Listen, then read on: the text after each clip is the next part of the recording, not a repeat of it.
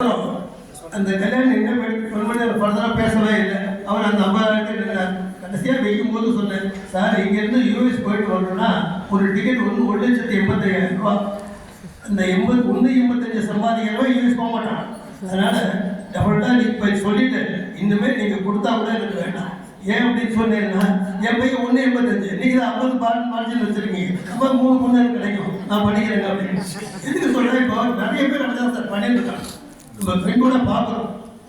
ஒரு 5-6 மாதம் முன்னாடி ஒரு படம் வந்து பேசும்போது அவர் சொன்னார், பொண்ணு வந்து கடகடன்னு பேசுகிறேன், அதனால் இதுவே இது ஒரு பிரச்சனையா, புதுசாக பார்த்தோன்னா பேசாது அப்படின்னு.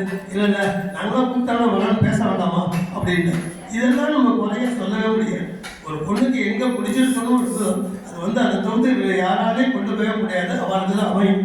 ஆனால் பொண்ணை போய்த்தவரெல்லாம் ஒரு சின்ன ரிக்வஸ்ட், உங்களுக்கு அப்படிதான் சொல்லணும்னு நினைக்கிறேன். ஒரு ரிக்வஸ்ட், நம்ம பொண்ணுக்கு 23 வயசு 24 வயசுல கல்யாணம் பண்ணணும் அப்படின்னு சொல்லி ஒரு எண்ணத்தை நீ கொண்டு வா.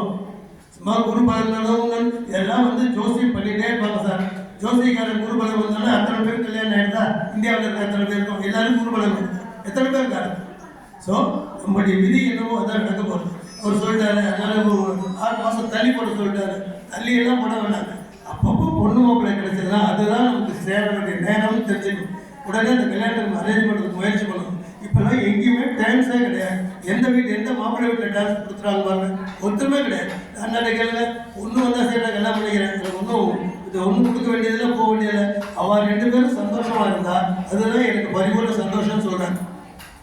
எல்லாருமே சுதர்ஷன் கேளுங்க என்ன சொல்வார்ல, நமக்கு ஒன்றும் பிரச்சனை இல்லை சார், பையனுக்கு பொண்ணு வந்தால் சரி சார், நம்ம என்ன சார் பண்ணுவோம், அவள் 2 பேரும் அவள் காலம் கட்டுவேன் அப்படி தான் சொல்ல போகிறேன்.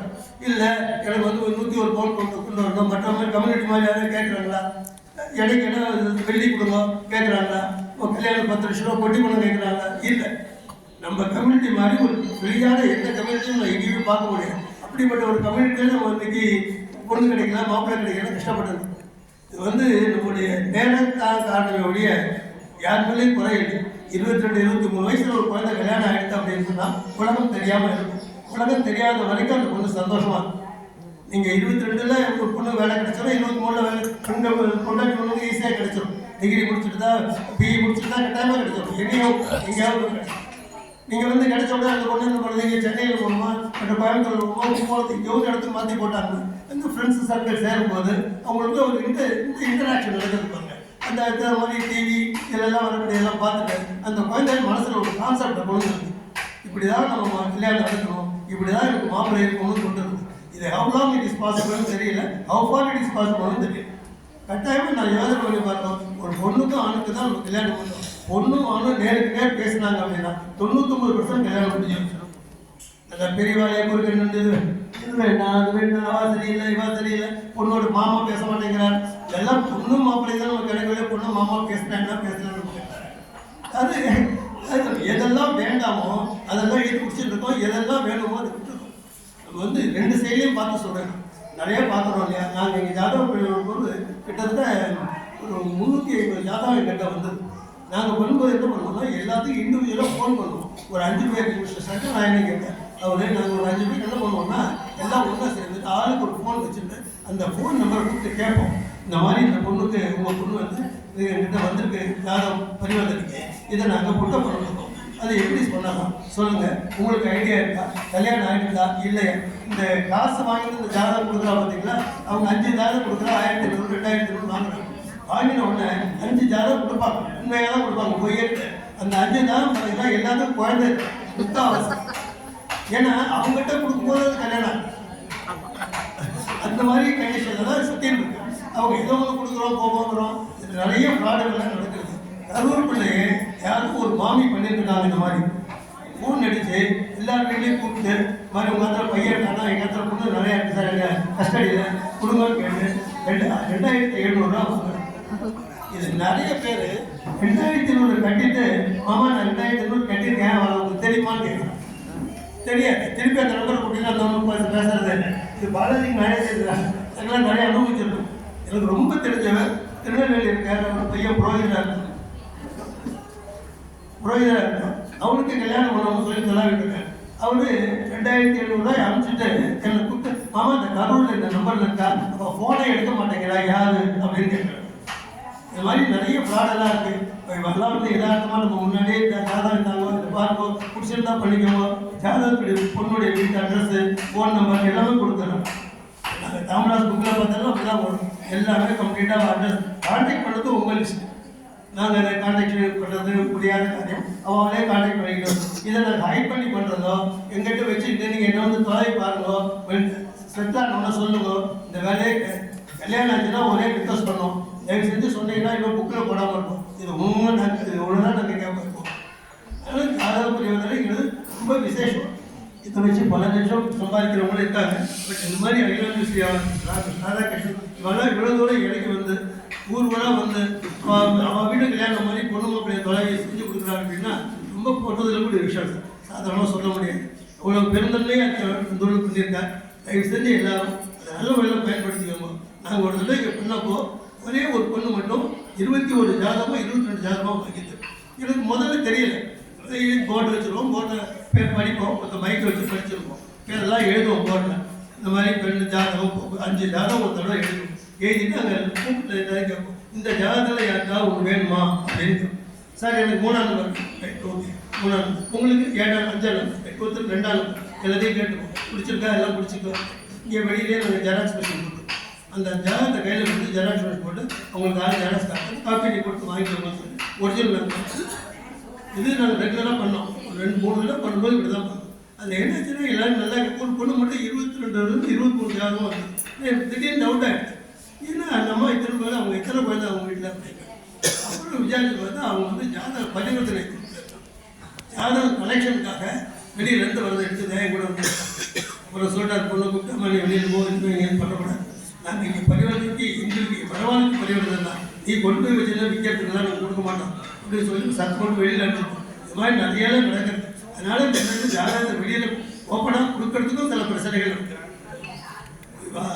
வெப்சைட்டில் போட்டுருவாங்க, பார்க்குறோம், அவருக்கு பிடிச்சிருந்தா அவரை கான்டாக்ட் பண்ணி டைரெக்டாக பேசிட்டு எல்லாம் முடிஞ்ச உடனே அண்ணா கூப்பிட்டு ஒரு வார்த்தை சொல்லுவாங்க, கனெக்ஷன்னா அவங்க மூலியமாக வந்தது செட்டில் ஆகிடுச்சு. ஏன்னா அது அவருக்கு திருமையாக இருக்கும். நம்ம ஒன்று செஞ்சோம், அந்த காரியத்துக்கு ஒரு ரிஃப்ளெக்ஷன் இருக்குன்னு யார் பண்ணால் அவன் சொல்லுங்க, நான் அவன் நம்பரை உங்கள்கிட்ட கொடுத்துருக்கா, அதை வச்சுக்கோங்க, சொல்லுங்க, இவெல்லாம் நம்ம என்கரேஜ் பண்ணோம். நாங்கள் எப்படி சீக்கிரம் ஒரு 2 மந்த்ஸ்க்குள்ளே நடுவில் இதே மாதிரி ஒரு கான்டாக்ட் அப்போ அண்ணா கூப்பிட்டு வச்சு தான் பேச போகிறோம். அண்ணாட்டையும் ஒரு ஜாதகங்கள் வாங்கி நாங்கள் பரிவர்த்தனை பண்ணுவோம். நாங்கள் 2 வருஷமாக சொல்லியிருக்கோம். எங்கள் ஜெனரல் செக்ரட்டரி அவர் கொஞ்சம் பிஸியாக இருக்கார், அதனால் நாங்கள் அதை ப்ராஜெக்டாக எடுக்கலை. நேற்று வந்து இந்த நேரத்தை ஒரு நாள் முடிச்சுட்டார் வேலையெல்லாம், இனிமேல் சங்க வேலைன்னு சொல்லிட்டார். அதனால் மார்ச் ஏப்ரல் அதில் வந்து நாங்கள் கட்டாயமாக இந்த ஜாதகத்துக்கு பண்ணுவோம். எல்லாரும் வாங்க, பயன்படுத்தும். ரொம்ப சந்தோஷம். இவ்வளோ தூரம் நம்ம ஊரில் வந்து நம்ம பண்ணுறதுக்கு உங்கள் சார்பாக அவருக்கு நன்றியும் நமஸ்காரத்தையும் வணக்கத்தையும் தெரிவித்துக் கொள்கிறேன்.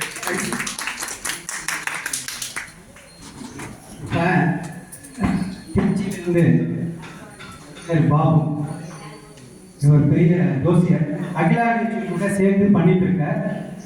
யாருன்னா அவர்கிட்ட ஜாதகம் காமிக்கணும், எது பண்ணணும்னா அவர்கிட்ட காமிக்கலாம். அவர் லேப்டாப்போட இந்த தொழில் வந்துருக்க, உங்களுக்கு உண்டான சேவையை அவர் பண்ணி கொடுப்பார். இதுக்கோசரம் வர வச்சுருக்கேன். நான் மீட்டிங்லாம் எங்களோட மீட்டிங்லாம் நார்மலாக வருவேன். பொண்கள் வந்திருக்கா, அவரை பார்க்கணும், அவள் எங்கள் குழந்தைக்கு எதுனா செட் ஆகுமான்னு பார்க்கணும்னா அதையும் அவருக்கு பார்த்து கொடுப்பேன். அவர்கிட்டையும் பொன் குழந்தைகள் இருக்கா, அந்த மாதிரி இருக்கிற குழந்தைகள் உங்களுக்கு சூட் ஆச்சுன்னா அதையும் பார்த்து கொடுப்பேன். அவர்கிட்ட வார்த்தை பேசுவேன். நான் என்ன சொன்னேன்னா, நீங்களும் இந்த மாதிரி நல்லா பண்ணிட்டு இருக்க, உங்களுக்கு தேவைப்பட்டால் உபயோகப்படுத்திக்கலான்னு சொல்லியிருக்கேன். எல்லாருக்கும் நமஸ்காரம். திருவானை கோயிலில், திருச்சியில் திருவானை கோயிலில் ஜம்பு கஷேத்திரத்தில் சுவாமியோடைய கிரகத்துக்கு பக்கத்திலே நான் இருக்கேன். உங்களுக்கு இன்று ஜாதகம் என்னதான் உங்களுடைய பையனுக்கு பொண்ணுக்கு பொருத்தமாக வந்ததுன்னா, அந்த லோகாயனமான விஷயங்கள் பொருத்தமாக வந்ததுன்னா அது ஜாதகம் பொருத்திருக்கான்னு பார்க்கறதுக்கு நான் இன்னைக்கு இலவசமாக பார்த்து சொல்றதுக்காக வந்திருக்கேன்.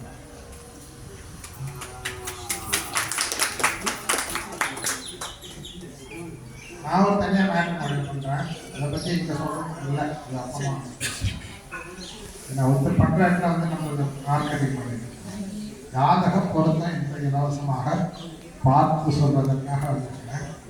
உங்கள்கிட்ட பேப்பர் பேனா கூட நான் ஒரு ஸ்லோகம் சொல்கிறேன், அதே எல்லாத்தையும் எழுதி பாடம், தமிழ் பாடம், தமிழ் பாடம். இதை தினசரி 48 நாட்கள் உங்கள் பையனோ பொண்ணோ சொல்லி வந்தால் விரைவில் திருமணம் நடைபெற வாய்ப்பு. திங்கள் பசுவின் மனம் நாரும்,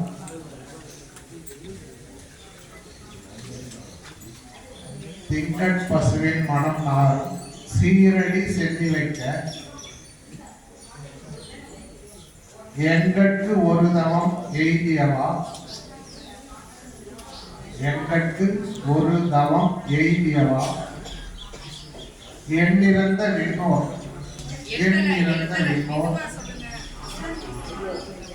தங்கட்கும் இந்த தவம் எய்துமோ, தங்கட்கும் இந்த தவம் எய்துமோ, தரங்க கடலுள், தரங்க கடலுள் வெங்கட் பணியணை, வெங்கட் பணியணை மேல் துயில்,